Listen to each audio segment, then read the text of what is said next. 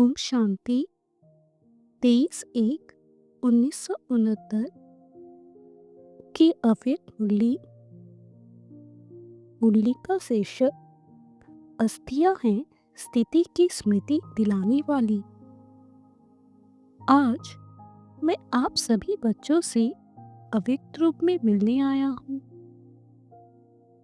जो मेरे बच्चे अव्यक्त रूप में स्थित होंगे वही इसको समझ सकेंगे। आप सभी बच्चे अव्यक्त रूप में स्थित हो, किसको देख रहे हो? व्यक्त रूप में या अव्यक्त रूप में? आप अव्यक्त हो या व्यक्त? अगर व्यक्त में देखेंगे तो बाप को नहीं देख सकेंगे। आज अव्यक्त वतन से मुलाकात करने आया हूँ। अव्यक्त वतन में आवाज नहीं, परंतु यहाँ आवाज में आया हूँ। आप सभी बच्चों के अंदर में कौन सा संकल्प चल रहा है? अभी यह अव्यक्त मुलाकात है। जैसे कल पहले मिसल बच्चों से रू रिहान चल रही है। रू रिहान करने मीठे मीठे बाबा ने आप सभी बच्चों से मिलने भेजा है। जो थी वह अब भी है। 2-3 दिन पहले मीठे मीठे बाबा से रू रिहान चल रही थी। रू रिहान क्या है मालूम है? बाबा ने बोला, वतन का अनुभव करने के लिए तैयार हो? क्या जवाब दिया होगा? यही कहा कि जो बाप की आज्ञा, जैसे चलाएंगे, जहाँ बिठाएंगे, जिस रूप में बिठाएंगे। बच्चों के अंदर यही संकल्प होगा कि बाप दादा ने छुट्टी क्यों नहीं ली। बाबा को भी यह कहा। बाबा ने कहा, अगर सभी बच्चों को बिठाकर छुट्टी दिलाऊं तो छुट्टी देंगे। आप भी बच्चों को देख, सर्विस को देख बच्चों के स्नेह में आ जाएंगे। इसलिए जो बाप ने कराया वही ड्रामा की भावी कहेंगे। व्यक्त रूप में नहीं तो अव्यक्त रूप से मुलाकात कर ही रहे हैं।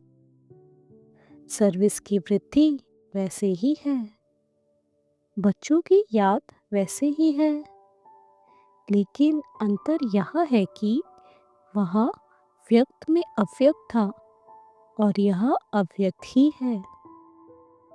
जो नैनो की मुलाकात जानते होंगे वह नैनो से इस थोड़ी सी मुलाकात में अपने प्रति शिक्षा डायरेक्शन ले लेंगे। आप सभी को वतन में तो आना ही है। बच्चों से मुलाकात करने के लिए हर वक्त हर समय तैयार ही रहते हैं। अब जहाँ तक बच्चों की जितनी बुद्धि क्लियर होगी उसी अनुसार ही व्यक्त मिलन का अनुभव कर सकेंगे। शक्ति स्वरूप में स्थित हैं। दीदी से जैसे साथ थे वैसे ही हैं, अलग नहीं। अभी शक्ति स्वरूप का पाठ प्रत्यक्ष में दिखाना है। जो बाप की शिक्षा मिली है वह प्रैक्टिकल में करके दिखाना है। शक्ति सेना बहुत है, अभी पूरा शक्ति स्वरूप बन जाना है। अभी तक बच्चे और बाप के स्नेह में चलते रहे। अब फिर बाप से जो शक्ति मिली है उस शक्ति से औरों को ऐसा शक्तिवान बनाना है। वही बाप के स्नेह ही बाप के साथ अंत तक रहेंगे। अभी मीठे मीठे बाबा दृश्य दिखला रहे हैं आप सभी बच्चों का। आप अस्थियां उठा रहे थे। अस्थियों को नहीं देखना, स्थिति को देखना।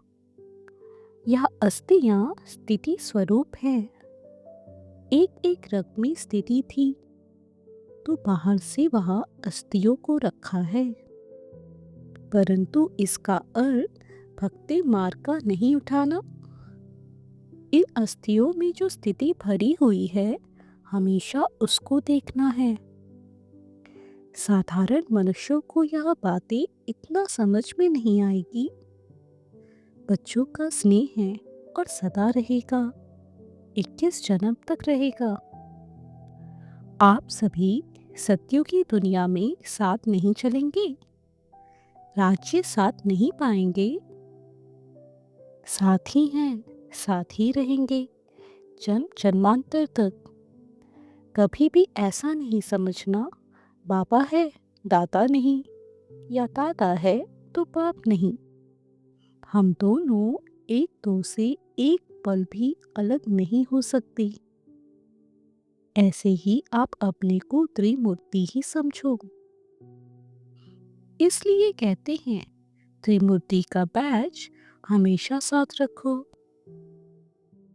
जब ब्रह्मा विष्णु और शंकर तीनों को देखते हो तो आपकी भी त्रिमूर्ति की याद अर्थात अपना स्वरूप और बाप दादा की याद त्रिमूर्ति की स्थिति मशहूर है।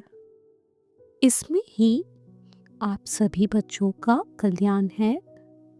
कल्याणकारी बाप जो कहते हैं, जो कराते हैं, उसमें ही कल्याण है। इसमें एक एक महावाक्य में, एक एक नज़र में बहुत कल्याण है।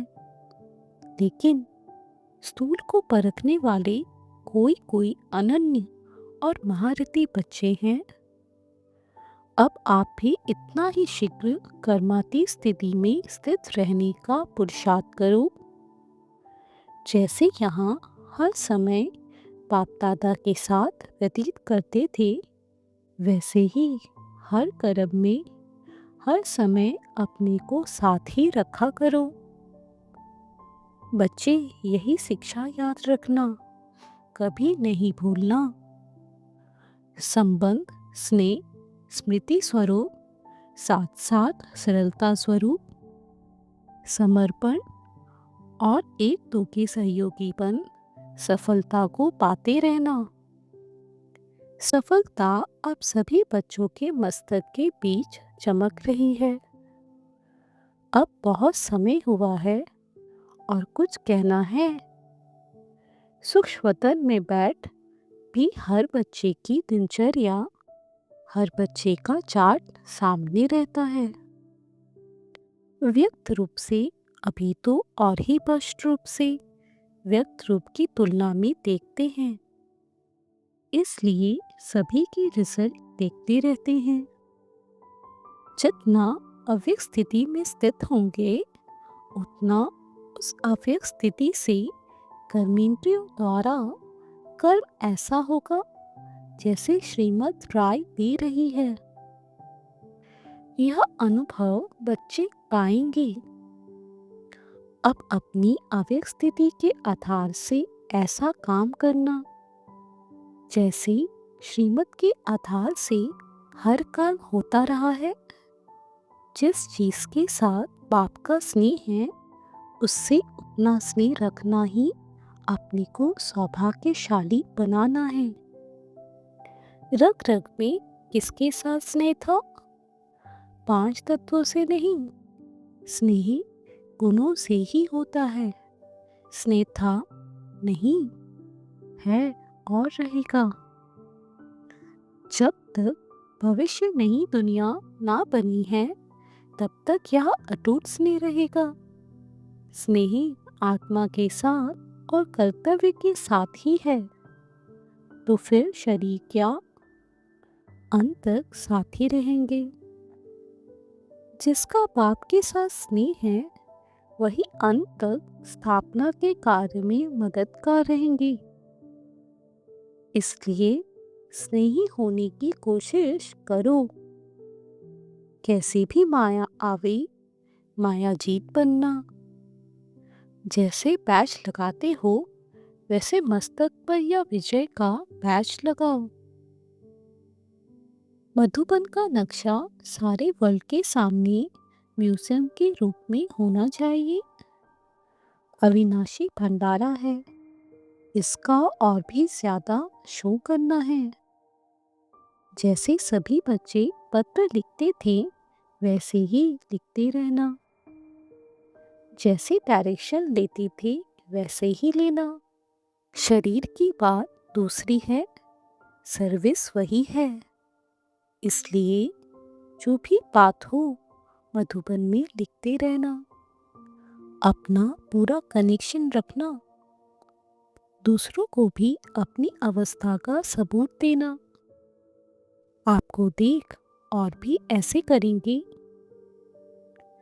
विदाई के समय बाबा बोले, यहाँ तो आप बच्चे जानते हो कि जो भी ड्रामा का पार्ट है इसमें कोई गुप्त रहस्य भरा हुआ है।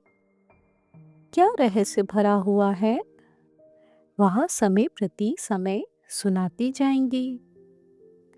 अब तो आपका वही यादगार जो आकाश में है, दुनिया वाले इन आंखों से देखेंगे कि यह धरती के सितारे किसकी श्रीमत से चल रहे हैं। बाबा ने कहा है, ज्यादा समय वहां नहीं बैठना। ओम शांति।